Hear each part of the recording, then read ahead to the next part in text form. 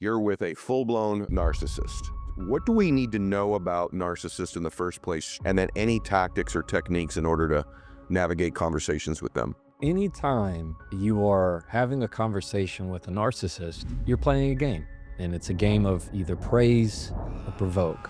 If I can just say it this way, I'm going to get them to understand. I'm going to get them to apologize. They're not going to do that. And so the first idea and mindset you need to have is that you're just not going to play the game. I believe his work can dramatically impact your life from a peace of mind standpoint, an influence standpoint. And I consider him to be a communication expert, Jefferson Fisher. One of the big rules of the book is never win an argument, but I'm like, isn't that sort of the job of an attorney? You're an attorney? Oh, you must win a lot of arguments. It's an absolute lie. If you go into it always just wanting to win the argument, you will lose something else that is far more valuable every time. The real top dog is the person that's the most quiet. So insecurities are very loud. Confidence is very quiet. What if you're interacting with someone who's behaving like a kid? It's saying, I don't allow people to yell at me. I don't allow people to disrespect me. There is a sense of confidence you're going to gain when you stop giving remote controls and start giving out manuals for how they are going to be able to speak with you. It's the kind of power that you'll be able to have when you use words like accept or allow. What if you're with somebody who they pick on you? Somebody's saying more aggressive things towards you. My recommendation is begin your question with,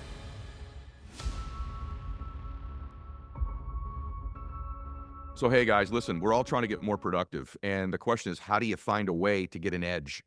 I'm a big believer that if you're getting mentoring or you're in an environment that causes growth, a growth-based environment, that you're much more likely to grow and you're going to grow faster. And that's why I love Growth Day.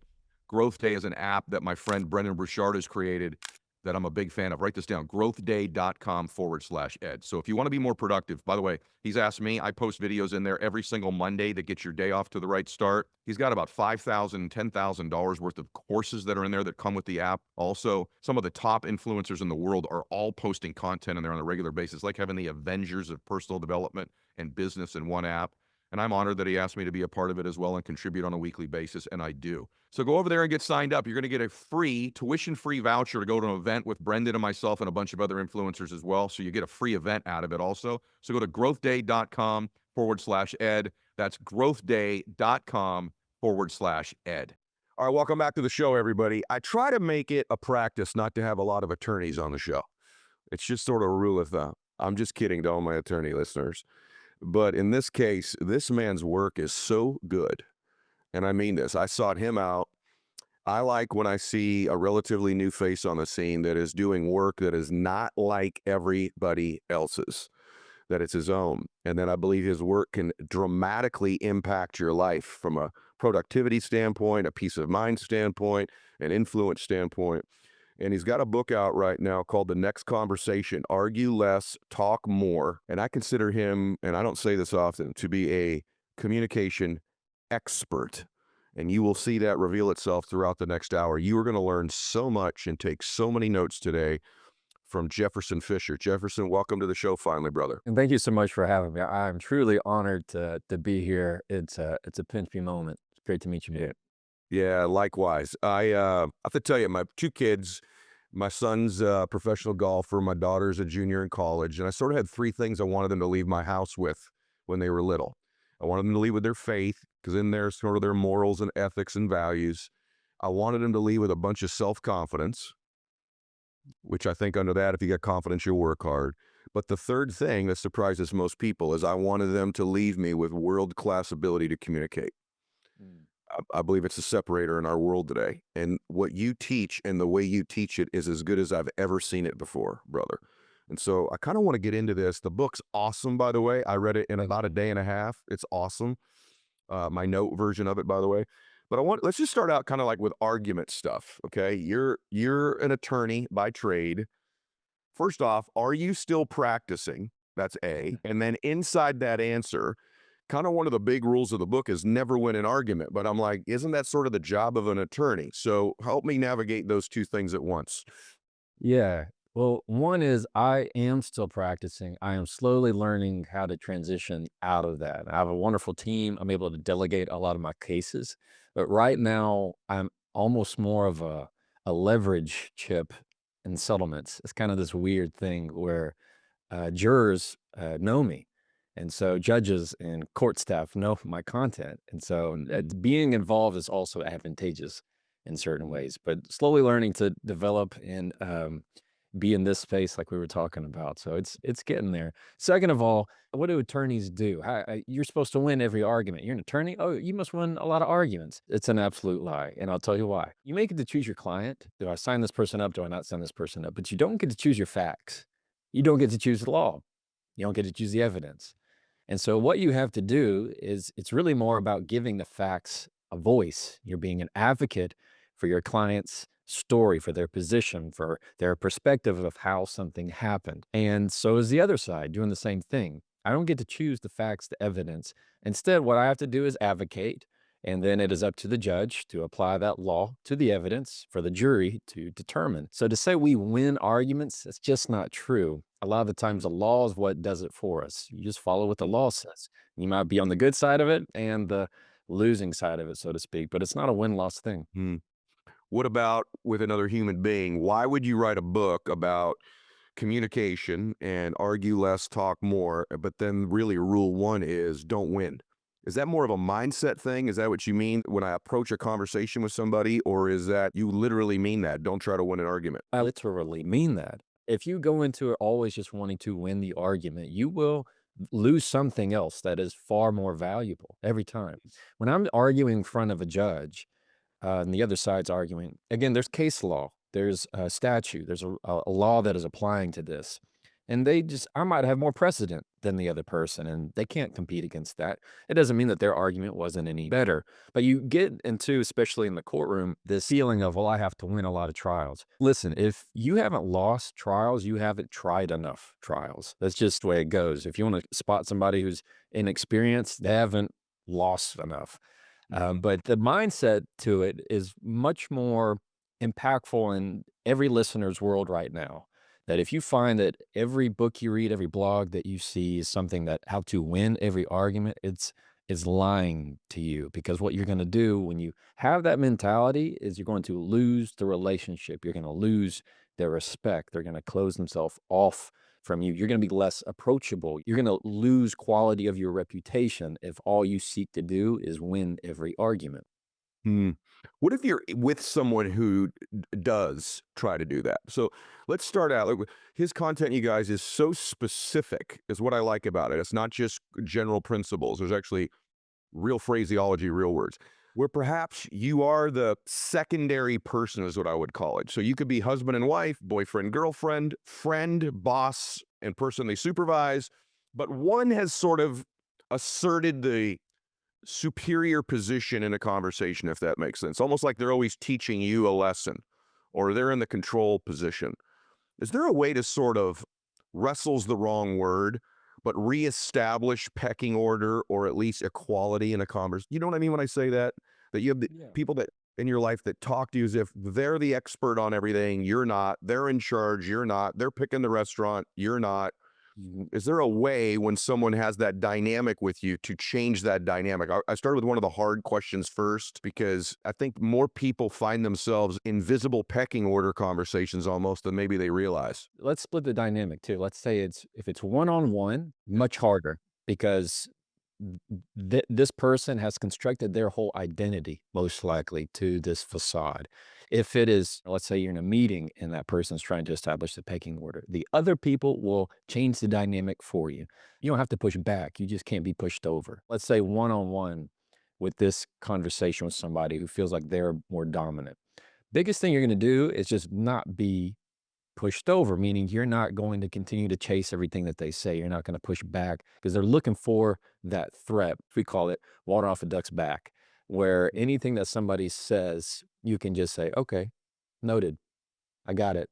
No, if I have any questions, I'll ask. This ability to kind of be in the pocket in your communication. The temptation is we want to compete with them. Oh, you just went skydiving? Oh, that's great. I just went twice. Oh, Ed's great. Yeah, you need to. And they start to compete with one another of how many names they can drop, how many experiences they can share. But all that does is show more and tells more about their insecurity than it does really about any kind of true substance. Let's just use the word alphas, or the people that are very confident in the communication, the conversation, typically say much less. You've been in those meetings where the person who always has their 2 cents, the person who always has something to say, is the person most likely the least removed from the actual true conversation of what's happening. They have to tell you so much so that you can know how smart they are. The real top dog is the person that's the most quiet. And when that person speaks, everybody's quiet and everybody listens. So insecurities are very loud, confidence is very quiet. You say that about leaders too. It struck me where you said actually great leaders learn to say more with literally fewer words than the non-leader. You believe that's one of the traits of a great communicator of a leader, correct? Correct. Good leaders respond in conversation. Great leaders leave room for conversation. So when there is this mentality that the leader has to say, "Oh, I'm captain of this ship and everybody should know it. Oh, who do you think you're talking to?" And they need to correct and drive traffic and go, go, go. The best leaders are ones that they don't have to prove everything. Insecure people feel like they have to prove. They have to say a whole lot just so you believe that they're smart. Confident people know that. Great leaders already know that. They're the ones that have this calm energy. In my view, the best leaders have a calm energy about them. When they're on the floor of whatever is happening, instead of this erratic, what's going on? Okay, we need to do this. And they start shouting and getting mad and yelling at people versus the person who comes on the floor and goes, okay, what do we need to do next? What's happening next? Instead of the blame, it's where are we moving forward. So driving the conversation in a way that sets authority. People are looking for anchors in conversation. Same thing in their everyday business. Employees, supervisors, whoever it is, they're looking for the anchors in their organization and same in everyday conversation. So you have to find the way to be confident enough to be the anchor. Brother, so good. You by the way you exhibit that, by the way, from the minute we flipped the camera on, even before we went live, there's a deliberate calmness to the way in which you listen. You actually listen calmly. It's one of the things I noticed about you instantaneously when the camera went on. Most of you don't know this because I'm an entrepreneur, but my major in college was actually broadcasting. And so it's amazing that God had this way 30 years later to create podcasts, and then I was able to take advantage of that background. But one of the things you have to learn in broadcasting when you write your copy is to write things with fewer words because you have to deliver segments in these little bites of time. And that taught me to communicate with fewer words, saying the same thing other people take more words to do. And I do believe that that's an effective use. If you watch communicators, they're fewer words they use. It's almost like someone watching on broadcasting. I want to make sure everybody gets the book too, because we're going into a lot of stuff. It's The Next Conversation, Argue Less, Talk More. What if you're with somebody who, I used it earlier, but I want to go a little bit deeper. They pick on you. They kind of gnaw at you a little bit. Everything is almost passive aggressive in the way they say things. And you find yourself almost being put down subtly when you communicate with this person. And I find this an awful lot lately with couples that are friends of mine, married couples. There's this subtle dynamic where they both are a little bit passive aggressive with one another in the way they communicate, and I feel empathy for the one that I think is the one receiving most of the aggression. Is there something you can do when you feel like someone's communicating with you that way? Is there a phraseology or a strategy for that? Let's separate into two different categories. So one, let's say, is kind of this more just passive aggressive bucket. The other is, let's ramp it up to somebody being a little bit more overtly disrespectful, rude. So in this first bucket, this passive aggressive, these are people that most likely just have grown up that way. This is what they saw, mirrored conversation and arguments throughout their life, and they don't know how to express that kind of thing. So when they slide in that negative comment that there's something to that. A simple question of like, should I read into that? Or is there more to that? And this goes for Chris Voss, a dear friend, and I love his question is, sounds like you have a reason for saying that. I love that phrase. I also love, sounds like there's more to that. So anytime you can just quickly ask, sounds like there's more to that, or ask them, should I read into that? that tends to draw out the passive aggressiveness because they're not expecting you to kind of call them to the floor. On the flip side, if somebody's saying more aggressive things towards you, my recommendation is begin your question with, did you mean? Did you mean for that to sound rude? Did you say that to embarrass me? Did you say that to hurt my feelings? Did you say that to offend me? When you say, did you mean? It is twofold. One is giving them the grace of perhaps they said it in a way they did not mean, and it's going to allow them to fix it. Like, at least with me and my wife, if we're texting and something seems like it's off, instead of it saying, why are you being so short? What's wrong? Yeah, yeah. Ask the question, did you mean for that to sound short? Uh, Instantly, almost every that's time, good. it is like the, "Oh, no, no, no, no, sorry, I'm picking up the kids," or I was checking out the grocery store or getting gas." You get that K or okay, and you're like, "Oh, okay, I guess they hate me right now. Alright, like, I guess they're in a mood." And then you naturally get in a mood, and then you respond defensively, which causes them to respond offensively, and now you've convinced yourself you're under attack. So, it's this feedback loop that's not helpful to you. So, when you begin with, "Did you mean?" It's a great way to just set somebody to, 1, give them that grace of fixing it, but 2, it's calling attention to what they were wanting to do. Did you say that to embarrass me? Did you say that to offend me? It is, or did you mean for that to sound rude? Like, that is a very quick way to address it out in the open and for if they're gonna double down on it or not. Will you do that in reverse? By the way, this is so good. Will you do that in reverse if you feel that what you've said has been misinterpreted? In other words, if you feel like I do this better in business than I do personal life. To be honest with you, in personal life, I think I just let everything out the window that I know that are tools, which is so stupid. When it comes to business, I'm pretty good at this. With friends and family, I devolve into the most emotionally immature person sometimes. But so let's say we have gone back and forth, and maybe I've said something the other way that they're hurt by. Will you slow a conversation down, for example, and say something like, "What did you hear me say?" How will you handle that if the person is now coming back at you for something they believe you said that's passive aggressive or demeaning or rude? Awesome question. This happens all the time, especially in relationships, but I'd say even work too. When somebody tells you something, you've been in that situation where somebody is going, "That's not what you said this," and they kinda give a voice that doesn't even sound like your voice and gives a Yes. intonation in it, and you're like, "I didn't even say it like that." And all of a sudden now you're going, "That's not what I said. I didn't say it like that." You're just pushing what you thought you conveyed, and 9 times out of 10, it is inaccurate because Mhm. what is said is not always what's received. So instead of this, "That's not what I said," you are going to ask the question, What did you hear? What did you hear?"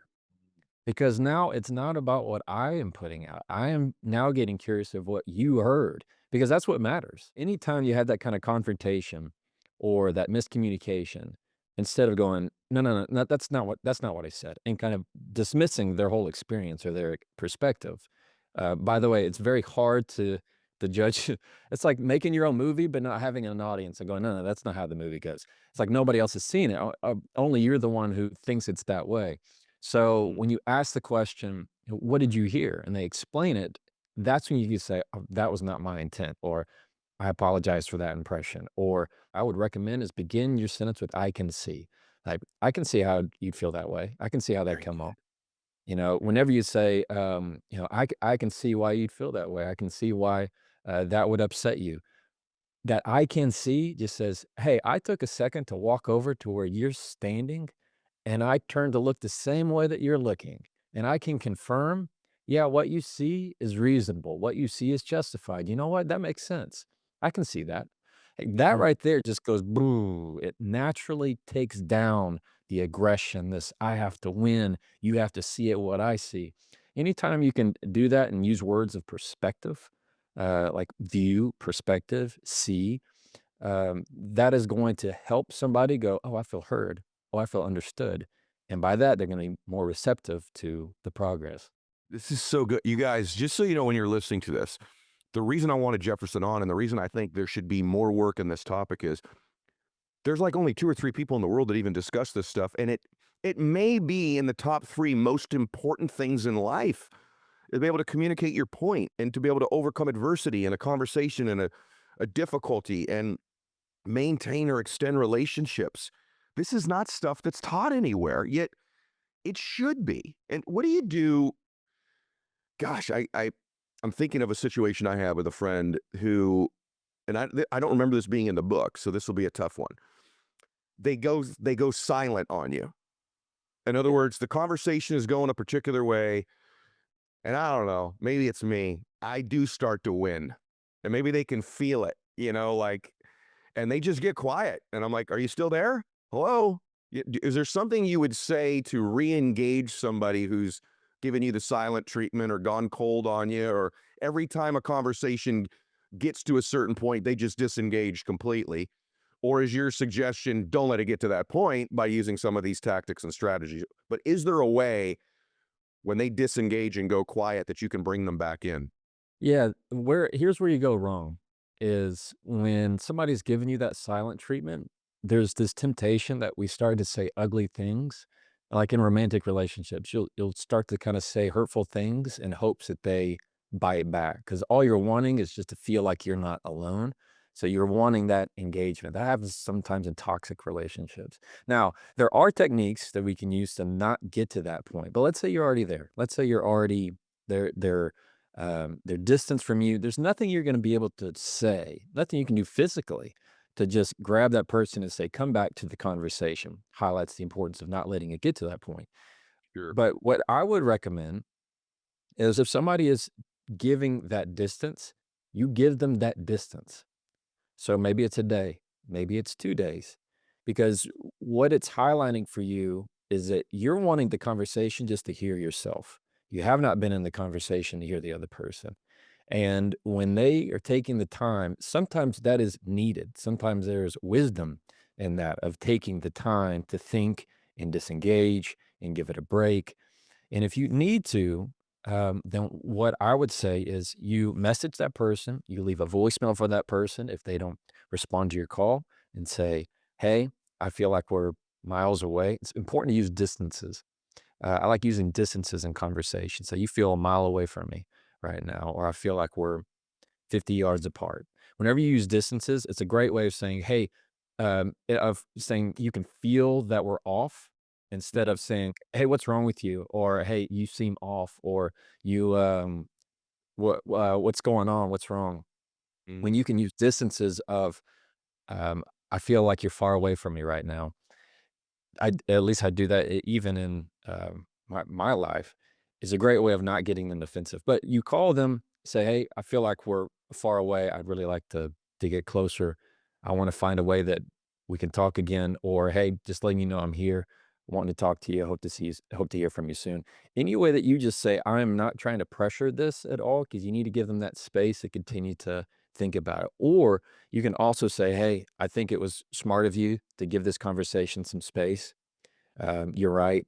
I needed that, and Mhm. we'll love to touch base with you soon." So you're giving them credit for their choice. So when you're saying, almost like "Hey, good job. Thank you for trying to get us back on track," they will Mhm. take that and go, "Okay, yeah, that was my intentional choice to help us," rather than you saying, "Hey, you know what? You're not talking to me. If you don't want to talk to me, that's fine." That kind of stuff is going to further pull them apart. So good, Jefferson. When I'm in a conversation that I feel like um, it's getting away from me. Let's say that. That could be a sales negotiation. It could be a conversation with a friend, you name it. Um, I feel like in my case, most of the time, it's speeding up faster than I want it to. You talk about this in rule one. Number six is control the pace. And as I listen to you, I mean, you're very cognizant even of your pace and the way that you communicate, even on the show today and even in your content. You do. You're actually a little faster when you do the content from your car than you are right now on the show. You're even a pace slower today than you are in your car. So I watch that, like, tonality and pacing. Yeah. Let's talk about that in a conversation, because when emotions run high, oftentimes for me, I feel like the conversation is speeding up where my intellect is now not quite as sharp as my emotions are running, if that makes any sense. So, what are strategies to control the pace, and what does that even mean? Yeah, I love that you picked up on that. Mm. Anytime you are getting that fight or flight, and I know all of your listeners, highly educated, they know fight or flight.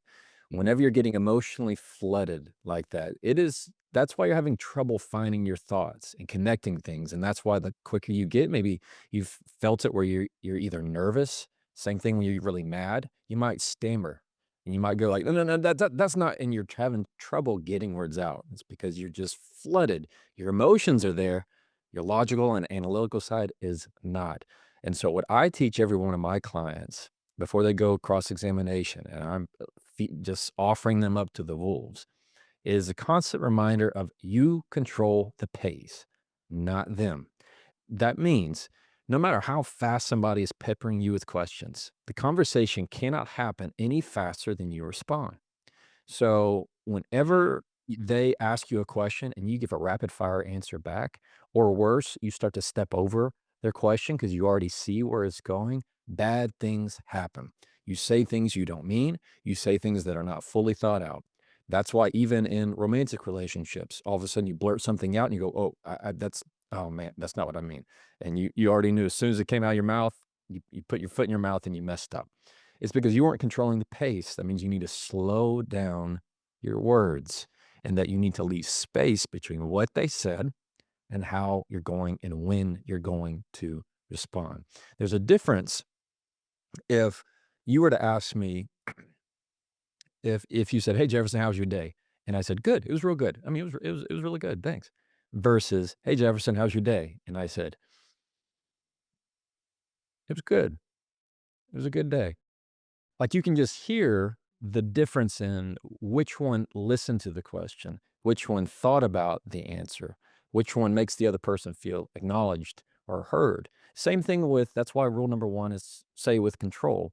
If you go down and let's say you're at work and all of a sudden you go, "What's wrong? What happened? What's going on?" And all you're sensing and telling the other person is you're grasping for control versus you come in, take a breath, and then you're saying, "All right, what happened? Give it to me." Like, people are looking, like we said, for those emotional anchors. So what I teach is let your breath be the first word that you say.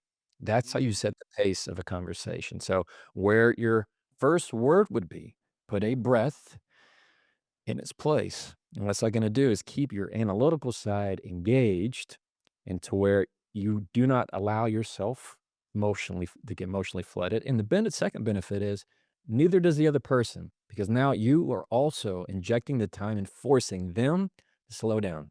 So, hey guys, I want to jump in here for a second and talk about change and growth. And by the way, it's no secret how people get ahead in life or how they grow. And also taking a look at the future. If you want to change your future, you got to change the things you're doing. If you continue to do the same things, you're probably going to produce the same results. But if you get into a new environment where you're learning new things and you're around other people that are growth oriented, you're much more likely to do that yourself. And that's why I love Growth Day. Write this down for a second, growthday.com/ed. My friend Brendan Bouchard has created the most incredible personal development and business app that I've ever seen in my life. Everything from goal setting software to personal accountability, journaling, courses, thousands of dollars worth of courses in there as well. I create content in there on Mondays where I contribute, as do a whole bunch of other influencers, like the Avengers of influencers and business minds in there. It's the Netflix for high achievers or people that want to be high achievers. So go check it out. My friend Brennan's made it very affordable, very easy to get involved. Go to growthday.com/ed. That's growthday.com/ed. People ask me all the time about owning a business. What are some of the critical things? People. People matter, things don't. And I got to be honest with you, every team that wins has great players. Right now, you may have just realized your business needs to hire someone like yesterday. How can you find an amazing candidate really fast? Easy. You just need Indeed. When it comes to hiring, Indeed is all you need. Stop struggling to get your job posts seen on other job sites. Indeed sponsored jobs posts help you stand out and hire fast. With sponsored jobs, your post jumps to the top of the page for relevant candidates, so you reach people that you want to reach faster. You only pay for results. So there's no need to wait any longer. Speed up your hiring right now with Indeed. And listeners of this show get a $75 sponsored job credit to get your jobs more visibility at Indeed.com/Mylett. Just go to Indeed.com/Mylett right now and support our show by saying you heard about Indeed on this podcast. Indeed.com/Mylett. Terms and conditions apply. Hiring, Indeed is all you need. What about Tonality? specifically raising your voice for assertion or lowering it almost to get them to lean in to pay attention. Is that any part of your belief system and influence or persuasion in a conversation? Yeah, the idea is you want to lower your voice. I'm not talking really low. It's just you want to make sure it's always a downward inflection when you want to make statements that are foundational, statements that are concrete, statements that are this is my value or my boundary. When you have an upward inflection, it makes it sound like you're always asking a question. Like if I was gonna ask you, say, pass the salt, I wouldn't say, "Can you pass the salt?" As if like I doubt your ability to do it, or as if you don't know what salt is. It's the downward inflection. Can you pass the salt? So you want to make sure that you have a lower register instead of something that's really high. Same thing for like music. You take, for example, if you are always listening to fast-paced music, it encourages aggravation. It encourages anxiety to some extent. Trust me, I like all kinds of music, but my point is, if you start to versus if you listen to something that's more easy listening, it will slow down your brain waves. It slows down your entire feeling of how you're reacting. So when you are able to use a voice that is lower in tone, it sounds a lot more in control. There's a difference if I were to say, for example, um, "I already told you I'm not gonna do that," versus, "I already told you I'm not going to do that." Like, one sounds like it's grasping for control, and it's not in control. The other says, "I am fully in control of this moment." Bro, you made me just think of my dad. My dad was a yeller when I was a young man. So he used his voice the worst possible way, right? Aggravation, stress, anxiety. He could take a situation that was a 2 and make it a 22 in like a second. However, as my dad got older, one of the things I noticed about my father when I had a major life problem, like a big, big one, like one of those once every 8 or 9 years, I'm in big trouble type things. And I would call my dad, he would slow down the conversation. His voice would get deeper. And there was this, just his pacing and tonality calmed me down multiple notches. So much so that to this day, my father's passed away, that I have imaginary conversations with my dad when I'm under stress, where I am listening and mirroring that specific tonality of his, where he slowed it down and calmed it down and gave me a sense of peace about the conversation to the extent that it was so influential on me that I will have these conversations with him even though he's not here because it calms me down. That's how Important. powerful what you're yeah, it's how powerful what you're suggesting is. That when your children come to you under stress or in trouble, I've worked so hard in those specific moments of just listening to them Mm, and slowing it down a little bit, getting yeah, a little it's deeper in my register. Go ahead, you were gonna say. no, I was Say gonna say you're right, you're spot on, and I love mm, that. I think that is so I mean, he was your that was the anchor in the conversation. I find that same way with the kids, like, we never for the parents that are listening, you never you always wanna be the person that your kids run to for help, when they make the mistakes, and if you always yell at them and, raise your voice, they're not gonna come to you, but when you can be a safe space and say, slowly, "Thank you for coming to me with this." That's gonna just encourage that dialogue. The slowing down is, there's a lot of wisdom in that. there is, brother.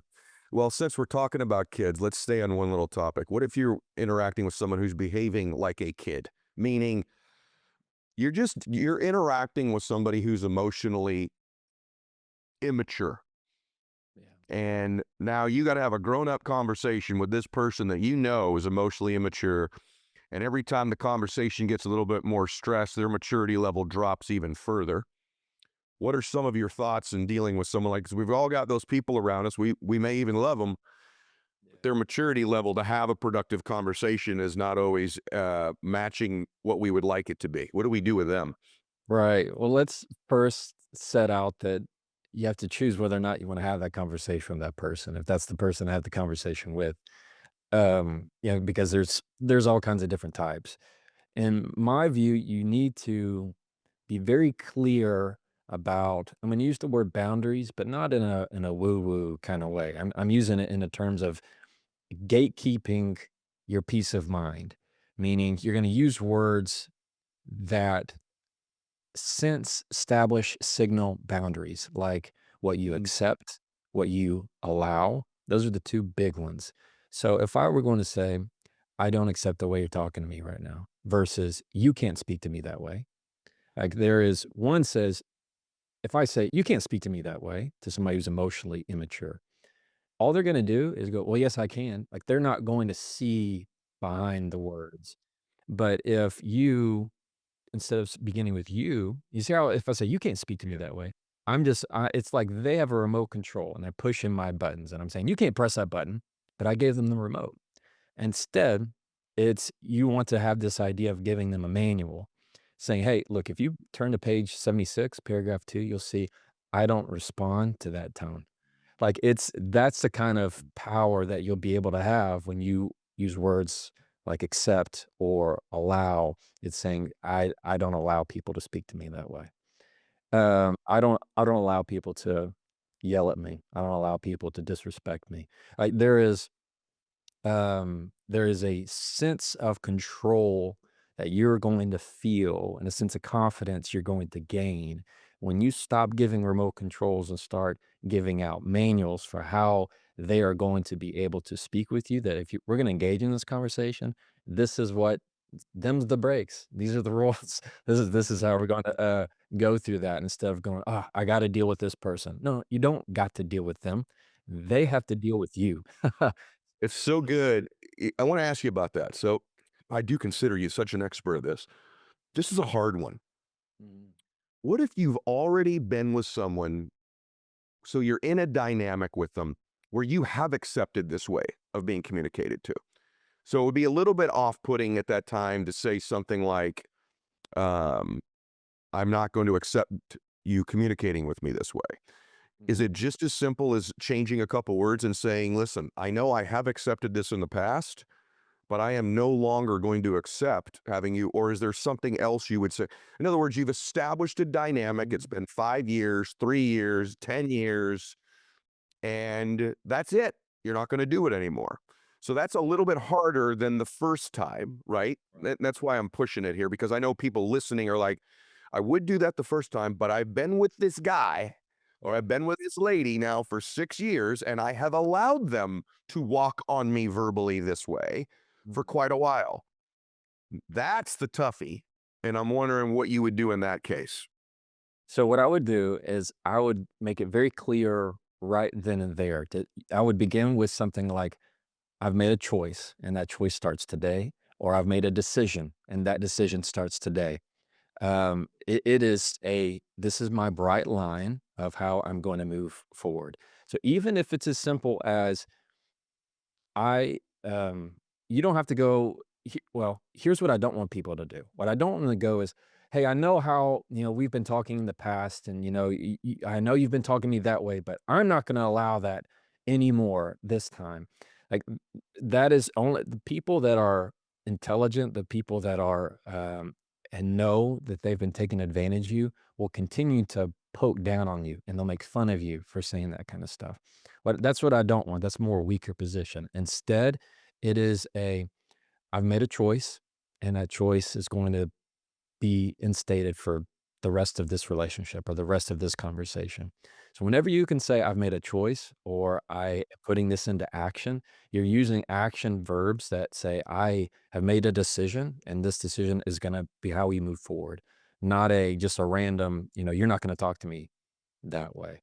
But either way, even if you do, people are going to find ways that the people who enjoyed you not having boundaries are the ones that are going to be upset by them. So it doesn't mean your boundary is wrong. It just means that it's working. So you're going to have people that are frustrated that you're changing the dynamic regardless. Let's take it one level past, and then I want to ask you some stuff about in the book as well. All of this is in the book, you guys, by the way. It's also in his content, which is basically, here's how you know content is good. When I started on social media, 99% of my videos were me in my car with a camera in my hand, not driving. Here's some content. And then it went viral. It's exactly how he's gone.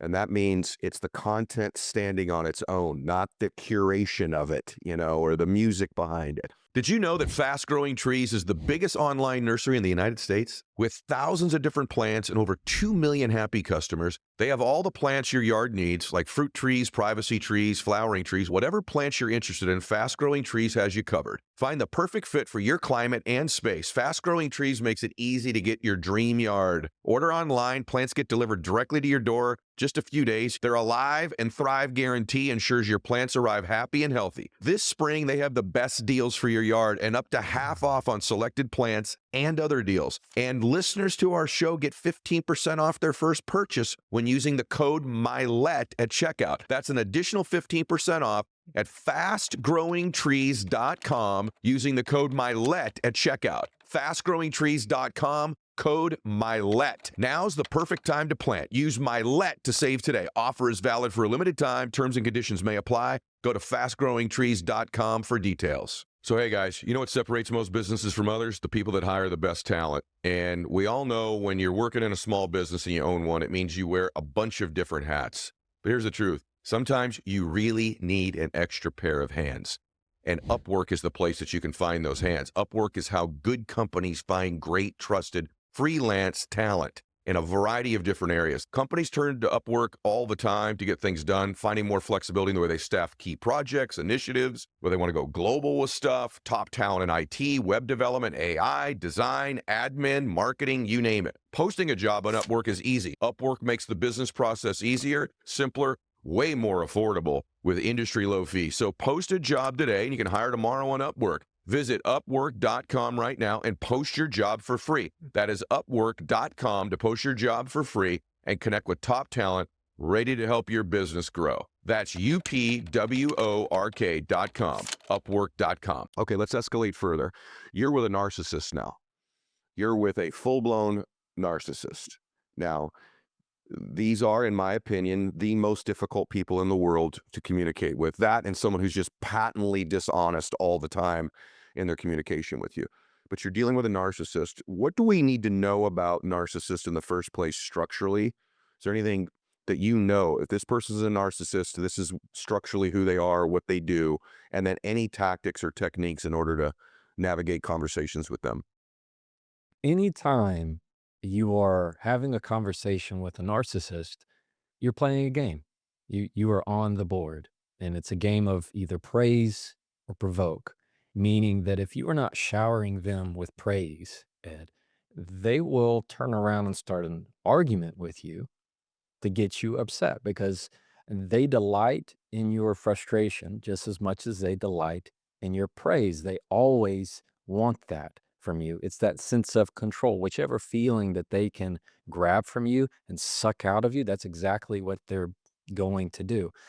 It's a game, and it's a rigged game. And the reason why I say it's rigged because it looks beatable. Like we've been in those conversations with narcissists and been on the other side of the table, and you go, if I can just only get them, if I can just say it this way, I'm going to get them to understand. I'm going to get them to apologize. I'm going to get them to see the light and go, oh my gosh, yeah, you're so right. I can see how you were upset by that. They're not going to do that. They don't, narcissists just, they don't do empathy. They might know it hurts, they can't care about it. And so the first idea and mindset you need to have is that you're just not going to play the game. You do that by one, using phrases that are very short and to the point that they can't do anything with. So if you were to just to say, got it, noted, I hear you. Like it's something as simple as that, it just kind of puts a wet blanket on the conversation. They can't draw from it. The longer your answer, I tell this to all my clients, so it goes really for any communication, but the longer your answer, the more questions you're going to get every time, the more that you're going to have to say. Like you've sent that text message to somebody and it was like a paragraph and you're like, oh, this is the best, most poetic put together text I've ever sent. As soon as you send it, all they do is just pick out like one half of a sentence right in the middle, and you're like, they didn't even address anything that I said. Yeah, that was the point. So you said too many things. You need to give just a little bit. Two, you need to find ways just to take yourself out of that conversation. Or what I also like to do, and this is a go deep moment with me and you here, is that when I am cross-examining a narcissist, typically some type of expert witness, somebody who feels like they just have the ego of just out of control, that they're the only person who could ever have an opinion, is you use their thoughts about their reputation. So if I'm questioning a witness and I know he's a narcissist, I might say, and you think the jury's going to like that. And it might just be me and him in the room. I say, and you think the jury's gonna like that? Because now he's thinking about the jury. Or if I were to say, if you think others are gonna be okay with that, now they're thinking outside of it because they really don't care about you. They care about the others. And so whenever you can get them to think about their reputation outside of the conversation, they change the dynamic so that they can make themselves feel good about it in that moment. That's very good. What about exiting a conversation? I'm not good at it. Not good at it? Well, socially, uh, I'm regularly telling a friend or my wife, like, "Don't leave me alone too long," because I don't know how. I don't.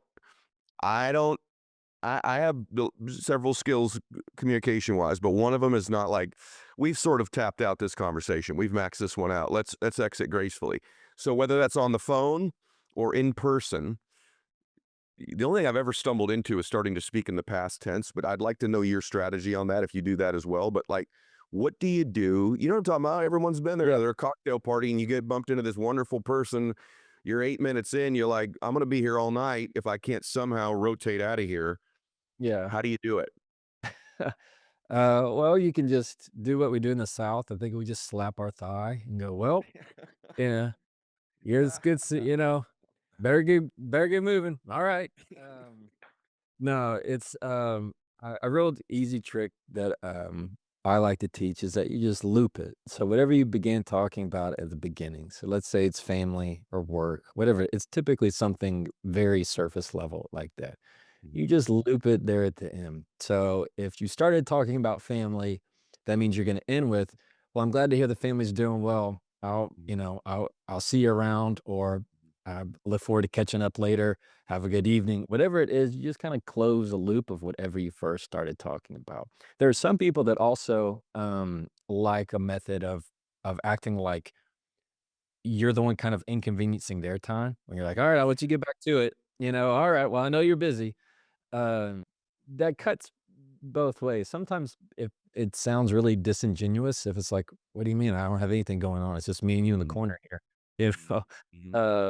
So you kinda have to feel that out, I feel like, but for the Do you most ever use part. the past tense? Like, I got to tell you, I've enjoyed this so much. It's been so good to Exactly. see you. Do you do that? Yeah. I mean, and be sincere about it, but it allows by past tense phraseology, at least for me, if Yeah. they are actually listening, which maybe they're not, they go, "Oh, we're at the end of this conversation, not in the middle of it anymore." Yeah. Whenever you can say "it was" or "it's been," anytime you Right. can use past phrases, that is it's just saying, "Hey, this is our signal that the conversation has now ended. We are now Yes. talking about it as it's now happened in the past. I'll see ya when I see ya." Yeah, definitely, that's a great way to do it. Okay, a few more things I want to ask you. Can you reframe a conversation after it's over? So it's done. You and I have been texting, or we had lunch, let's say, or a sales call that didn't close, or whatever. Do you believe that post conversation you can reframe its meaning to some extent, meaning with a follow up text or a follow up phone call? Are you a believer? I do a lot of that, frankly. So, like throughout my day, when I have interactions with people, I really love in the evening circling back with that person. And, I enjoyed and being sincere, whatever it was, I enjoyed our time so much getting to know about your high school basketball career, the new business you're starting. And I like to frame or stamp a conversation and its meaning uh, afterwards, post framing a conversation. What do you believe about that? I think it's critical. I Mhm. think what it does, it you put the perfect word on it, a stamp on it. It's a great way of, I've always said put a bow on it, to Mhm. be able to just kind of package that conversation and now say, let's set it off to the side. Now it's almost a memory. Now it's more than just the transaction. It is now an event that has happened that you and I can both look back on, rather than it just a exchange of hands and a handshake and back and forth. If you're able to thank them, show words of gratitude, then you're able to wrap up kind of maybe one sentence, half of a sentence of what you were able to achieve in that Mhm. conversation. And three, you want to add on just a little bit of something unique, maybe something that they didn't think you listened to, something about maybe their family, or Yeah. something about their favorite sports team or the name of their dog. You know, something like that that allows them to, it just feels you're sending the message of, hey, I actually listen to the person and see you for a person, Mhm. not just as for what you can give me. That's going to solidify and put a bow on it and put your stamp on it. That's going to say this is something that will last. What's the other application of your work other than what we're discussing now? So I want people to have reasons to get the book as well. So one is these interpersonal communications, these one-on-ones, anything public speaking wise. Like, is this your pace and tonality from stage, or do you pick up the pace, for example, when you first walk out? Any other applications of your work? I'm just thinking of stage Yeah. speaking as another forum for it. Yeah, definitely public speaking is useful, because I all of my lessons that I teach can also be applied to storytelling. My pace, you've already picked up that what I do in my social media videos have to be very fast, because that's the way social media is. If you're gonna keep it less than a minute, you have to find Mhm. ways to take 30 pages and turn it into 2 sentences. Mhm. So you have to go a lot faster. On stage, I'm this speed, but I'm going to change and be more dynamic. And by Okay. dynamic, I mean my highs are going to be higher, my lows are going to be lower. So you think of a cymbal, like you can barely tap on a cymbal here a little bit, you can hit it too and have a big crash. So you have to find ways to get in the pocket in your communication. And I love music, I play music, so that's why I like that Okay. term. You have to find the pocket. So anytime a band's playing together, there's a part where you kind of start bobbing your head. You're like, "Oh, this feels good." Like something is hitting there. Everybody's on beat. Everybody's in sync.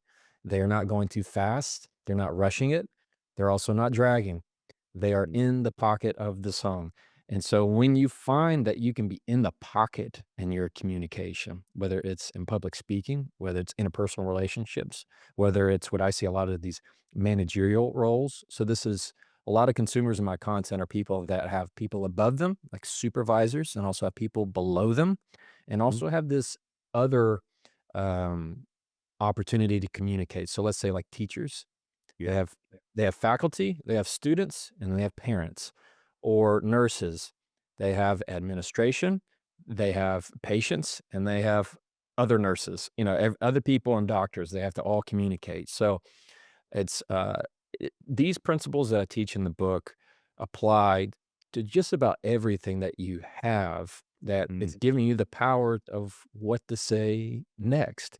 And so when you can find that you're getting in the pocket of your communication, that means you're having the confidence of saying exactly what you need to say at the pace and tone of exactly how you need to say it. And you feel good and you feel at peace at where you're at. You don't have one thing I've noticed about you, you're not one word reliant. So I want to ask you about that. Just a couple more hacks, you guys, before we wrap up. But a lot of people will overuse. You just did a piece of content I loved on people who say like. It's like. In my case, I have this reliance on literally. I overuse the word literally, right? I've just noticed it listening to my stage speaking, listening to podcasts. I literally use literally too much. So let's just Mhm. take somebody even who uses the word like. I mean, and by the way, and everyone listening right now, you probably have a phrase or word that you use way more than you realize, right? They do. And so I'm wondering about any strategy or tactic. We could even stay on like if you choose, but should people be aware they do that to some extent as well? And I want to say literally, so I'll just let you answer. Well, yeah.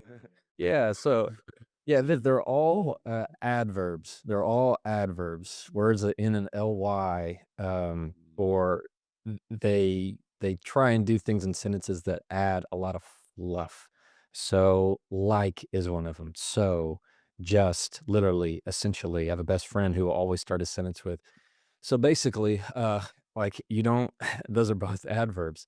It's very easy to do because we use that in social casual conversation. If you want to eliminate using the word like all the time, swap it for the word because. It forces you to move the conversation forward. So instead of saying something to the effect of, I didn't like when you said that, like it really made me feel less versus I didn't like when you said that because it made me feel less. It's adding the cause and effect in there. Like it's just a fluff filler word. Literally is, as you know, also a big ad word. And what they do is they just water down your sentences. They don't mean anything. My one that I have is just, which is not great either. So you can tell the difference of somebody going, "Hey, just want to check in," versus "I wanted to check in." You remove the word just, it doesn't sound nearly as hesitant. The biggest thing with adverbs is you find a way not to use them. Like literally, there's not a flip or a word I would say you need to replace it with this. It's just not using the word. That's a lot easier said than done. I'm trying to catch yourself. And Yeah. there's nothing wrong with them in casual conversation. It's when you're wanting to be assertive, when you're having to have a really important conversation that literally kind of just clogs up the sentence because they don't know what to do with it. They hear it. Like there's a difference between if I were to say, so like, I mean, literally, if I mean, and maybe you don't think this way, but so I was just thinking like, but essentially, and you're like, what are they saying? Versus just scrapping all of that and getting right to the point. What if you were all just a little bit better at all of this? I just want you to think about it. Just if you had a tool chest full of these things, that you're just a little bit better at all of these things. You're a little bit more persuasive. Your content on social media is a little bit better. You're a little bit better in front of a crowd. Your interpersonal relationships flow just a little bit better. Think about the implications of this in your life. And are there many things you could do that could increase the quality of your productivity and your happiness more than what we're describing right now, or instantly? Because I don't believe that there is, literally, no pun intended. So, last question regarding silence. So, I've watched you today and you listen quietly. You don't do a lot of what I call emotional nudges. Uh huh. Yes. Right. You don't speed me up. You listen to the end of a sentence. I just want to give you the whole package on the topic of silence. My opinion is that the best communicators I know utilize silence better than other people, meaning the following. I'm going to throw the whole package at you. My best stand up friends, when they watched me speak, the advice they would give me, the ones that have been on the show, is Ed, a little bit more silence. Make the point and be quiet. Let the audience clap. Let them have the emotion before you move on to the next one. Don't talk over the punchline, is one of the rules in comedy. Listening quietly, processing information after somebody speaks. All of this whole package of just silence and its actual unbelievable ability to be communicative to people is the part that I wanted to finish with. And maybe, in my mind, the most important part of communication. Just stage, interpersonal, persuasion, presenting, all of it, listening, silence. What does that mean to you when I say it? Silence is without a doubt the most powerful tool anybody can have in their communication because it may be the absence of words. It's not the absence of communication. Silence is always communicating something. And even some of the best, I would say your best attorneys, your best lawyers are ones that don't try and step over the witness's answer. They are listening intently. That's when I know I have somebody on the other side I need to worry about because they're not writing down notes. They're not looking for their next question. They're just looking and listening. And when that's happening, I'm going, "Oh, okay. Now I'm in with somebody who can play." So it is anytime you're listening to somebody, if you begin to kind of really engage, I know that goes different for different types of people and their personality, but when you can just sit and listen, it's saying, "I'm 100% devoted to this moment. I'm not wishing I was somewhere else. I'm not trying to speed this up so I can get out. I'm not trying to focus on me and what I'm going to say next and my story that I'm gonna share that's gonna be hopefully better than yours." It is just an appreciation for letting you shine, letting the spotlight be on you, and me having this sense of wonder to say, what can I learn from this moment? And when you begin to have every one of your conversations with this mindset of having something to learn and not something to prove, better things are going to happen in your life when you start to slow down and realize where you're going. I love where we went today, brother. I really wanted to have him on for a while, you guys, and I wanted to do it in person, which I don't do a lot of them like that lately just because of my health. And this exceeded my expectations, especially because we had to do it through Zoom. I really love your work. And I think the application of it, Jefferson, from young children all the way to somebody who's been married 35 years wanting to make their marriage better, and everybody in between can benefit from your work. And so I really want to thank you for being here today. And you're one of the people I have on that halfway through the interview, I know I want to have him on again. So at some point, promise me we'll do this thing again, but we'll do it in person.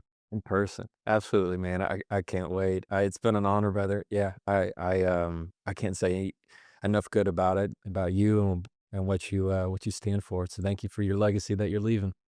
Likewise, brother. Hey, guys, you got to get the next conversation. Argue less, talk more. You just got a little sliver of it today. The book is loaded.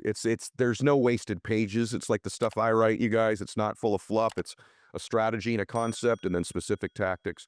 You're going to love it. All right, everybody, share today's episode. God bless you. Max out.